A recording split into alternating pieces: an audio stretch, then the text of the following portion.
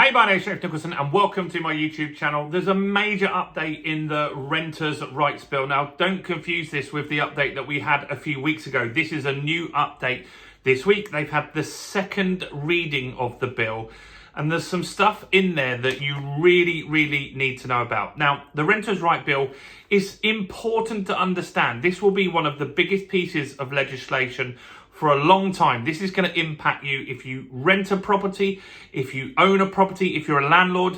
There's a lot that really is going to be impacted by this. Some of it's good for tenants, some of it's bad for tenants, some of it's good for landlords, and some of it is bad for landlords as well. Now, if you want all the details on the bill, we've got an ebook that we made on this. It's called the Renters' Rights Bill ebook. It's in the description, so I'm going to link it in the description. 1,000 of you already took a copy of that ebook, so thank you to everyone that does that. But I want to make sure that everyone's aware that it's there, so I'll put it in the comments and in the description on this video here. Now, if you're new around here and you want to get all the updates on the Renters' Rights Bill as it goes through Parliament, as the readings come out, then make sure you subscribe to the channel over there and hit that bell notification. We're on the way to 37,000 subscribers now. 4,000 subscribers came just in January, and about 1,500 of those just from the renters' rights content that we've got. So thanks to everyone that subscribes. And I want to make as many people aware of what is happening, because I think this is a really important video. So can you do me a quick favor by smashing like, tickling like, doing something to that like button? That helps with the YouTube algorithm and gets more views on the channel. So just a very quick summary before I go into the new stuff. The Renters' Rights Bill, the things that they want to get approved in that is, firstly, periodic tenancies. So a tenancy will just last forever, and both parties can give 2 months notice. That's one thing that they're in there.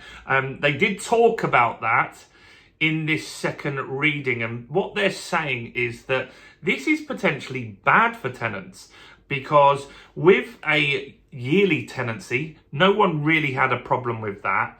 And that gave you security for a year. You knew that you had your property for a length of time, and that in that scenario, you weren't going to have lots of difficulties. Now, the tenant can give the landlord 2 months notice, but so can the landlord. And so you could be out in 4 months potentially after taking ownership of a property. So that was argued this week, which was interesting. Rent controls. The housing minister said that they're not looking to include rent controls in that. It was mentioned by MPs in there and peers in the Lords that, look, they've tried it in Scotland and it hasn't really worked. In fact, rents went up significantly for that. It was talked about in the bill that right now they felt that the scales are tipped massively, improving the rights of the tenant. And they want to make it a little bit better for the landlords, and that the major factor that they're going to focus on that is the grounds for possession. They did give us multiple reasons why landlords can get possession. So if you need family to live in the property, if you want to sell the property, if you want to redevelop or do major works, if the tenant passes away, significant rent arrears and antisocial behaviour. So they're going to be laying out over the next few weeks and months how that will work, how you can get your property back quicker, because they are going to get rid of Section 21 still. That gives Labour the headline that they abolished Section 21. But as I've said, it's not that bad for landlords. Most of the time, you would be covered by one of those reasons there. So that's important to understand. Pet ownership, they briefly talked about that again. Basically saying landlords can demand insurance, which we already knew. They talked about the landlord duties and stuff like that, that basically if you don't have a compliant property with gas safe and all of that sort of stuff, you can get fined significant amounts of money. You can't discriminate. They talked about that. And decent home standards. That's all stuff that they've talked about. So that's in the ebook, so grab that. Not much change there. But there was some discussions and quite a few things that did change, and some of them are terrifying if you're a landlord. And some of them are actually quite good, so there's not all bad news. So let's start with the good news. And the good news is what they're suggesting and talking about now is no capital gains if you sell your property to a social housing company.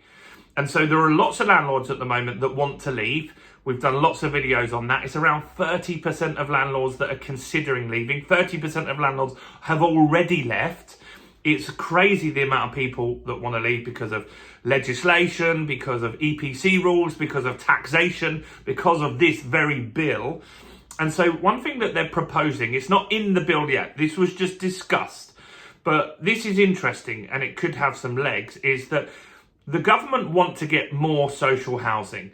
It's cheaper for them to run social housing than it is to go for a private landlord. Private landlord rents are higher, and so they want more social housing if they can get it. So what they're suggesting is that potentially this will get bought into the bill, is that if you sell to a social housing provider, you wouldn't pay capital gains. Now that could be quite attractive to a lot of landlords. And if you are a landlord, that's something you want to keep an eye on. If it gets brought into the bill in subsequent readings, I'll talk about it. But I just wanted to give you things that are being floated around as ideas, because that could be quite a good one. Next, when would this likely go live and be an active law? This one's interesting because I felt, and a lot of people felt, that it would be the end of 2025. We're wrong. This is looking to get done by summer of 2025. This summer. They're trying to make this active by now. They are reading this at a rapid pace. The time between hearings is short. And I do think that that is potentially possible. A lot of stuff with government is slow, but this bill is really getting pushed through rapidly. And so that is something to keep an eye on. That means you've got to get everything in order fairly soon. And if you want to get out, then you've got less time as well to sort that out. They mentioned, which I said, they're not looking to put rent controls into the bill. So no rent controls. That is good, but it could come at a later date. Labour, Sadiq Khan's looking to potentially do it in London. They could just do it in London, like London has different Airbnb rules. You might get rent controls in certain areas. One thing that was brought up, which I've talked about, and some of you guys have commented as well, is how is this going to impact student accommodation? How is this going to impact student accommodation? And logically, it made sense that there would be an exception, an exemption for student properties. If they could prove that that's what they were doing, maybe they get a license to have it as a student accommodation. Well, the bill doesn't cover that. And right now, as the bill stands, this was discussed in the reading, that students would be on a rolling contract. Now, this was crazy because basically if that stays and they don't have something else, so it's good that it's been addressed. Someone has now said, look, this doesn't make sense for students. This does mean that landlords potentially could get rid of student accommodation, because if you're a landlord, you need that student accommodation contract for the year. Because right now, what could happen is the tenants, the students, could leave in June, for example, or July, depends on when their exams are and stuff like that.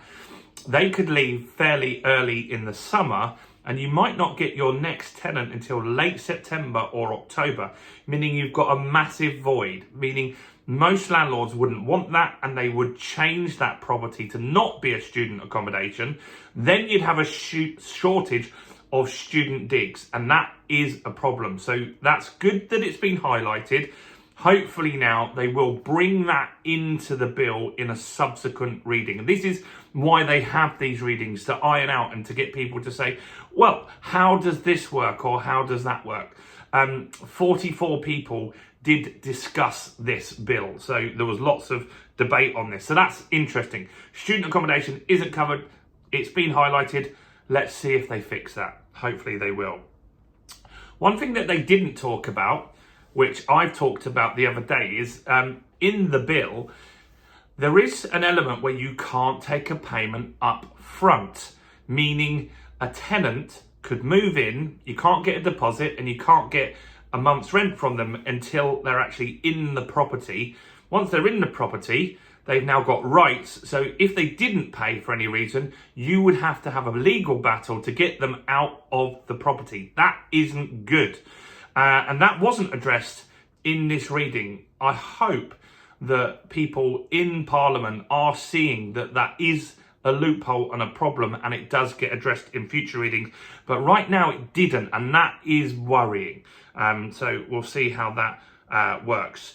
Now let's talk about the really bad stuff. So councils are going to get the ability to councils will have the ability to enter your property and take evidence. So if a tenant says, look, this property is really mouldy, this problem or that problem, it's not getting resolved from the landlord, the council will now be able to get access to your property without going through you as a landlord, without even notifying you of entering the property. And it's all about giving them the ability to build a case, and you might not even know that it's happening. That's not good. And so that is something that is happening in the bill. And the next part is the ability to get info. I'm going to list some of the things that they talked about here. So if they feel that you are a bad landlord, they are able to now get all the information like it's a murder case, and they will be able to get access to lots of information to build a case against you. So you, as a landlord, have to be squeaky clean. This means it's way more important in my eyes to use an estate agent than ever before. I use an estate agent on all of my portfolio. I always will, because if someone doesn't pay me rent, I don't like being the bad guy chasing that person. I'll let the agent do that. If my gas safe runs out, the agent just sorts all of that stuff out. Yes, it's a bit more expensive, but it's really important to be compliant. So what sort of information can they get? Well, they are going to be able to request your bank statements from your bank to build a case against you. And in some instances, you might not even know that. So if you got taken to court, you might get presented with all of this stuff prior. Now, hopefully you'll get to see some of that, but it's not great. They'll be able to contact your accountant to get all the information and correspondence that you've had with your accountant. So if you said to your accountant, oh, I'm not paying tax on that, or I'm not doing this or that, any conversations you have with the accountant, they will be brought in as a witness against you. Not great. They'll be able to get your text messages, your email correspondence, all of this electronic stuff, and use that to build a case against you. Now, I understand that there are some bad landlords. I understand that totally, and I think we need to definitely shake them up and get them out of the market. Totally 100% behind that. But some of this stuff is going to alarm landlords, and when they read this or hear about this on this channel, it's going to make more landlords quit. And that was talked about in this reading, the fact that landlords are leaving the market, and this is going to cause a big problem for the private rental sector. That was discussed, and that was something that one side would be saying the landlords are going to quit. Others said, great, let them quit. We'll get social housing. The problem is that the councils don't do that. They don't have the ability to build all these properties that they say they're going to do. And it is a shrinking rental market. More people want to rent. The amount of stock is shrinking, or it's been stuck for nearly a decade now, and that isn't going to help anyone. So these are the latest updates. I will give you more as they come. Some of them are good. Let's look on the bright side. No cap. If you want to get out of this market and you want to quit as a landlord, the fact that they're talking about allowing you to not have capital gains on the sale of your property if you sell it so it goes back into the rental pool, that's really, really good, isn't it? It's summer 25, so you've got to get ready now. Don't wait. No rent controls, that's good for landlords. Students, not so great, but it's been addressed and hopefully they sort it out. Councils entering your property, not great. That could be abused, and it's ironic that council housing is some of the worst quality property that you see out there. Getting the info I mean, that's insane, isn't it? That they can get all your text messages and emails and stuff like that to build a case against you. Not great. So let me know what you think about this. Do grab that Renters' Rights ebook. So you've got all the details. I go in detail on the bill on what you need to know with a summary in that as well. So we'll link that below. Do subscribe, then you'll get all the updates as and when they happen. Do smash that like and check out all the other content on my channel as well, including this video right here.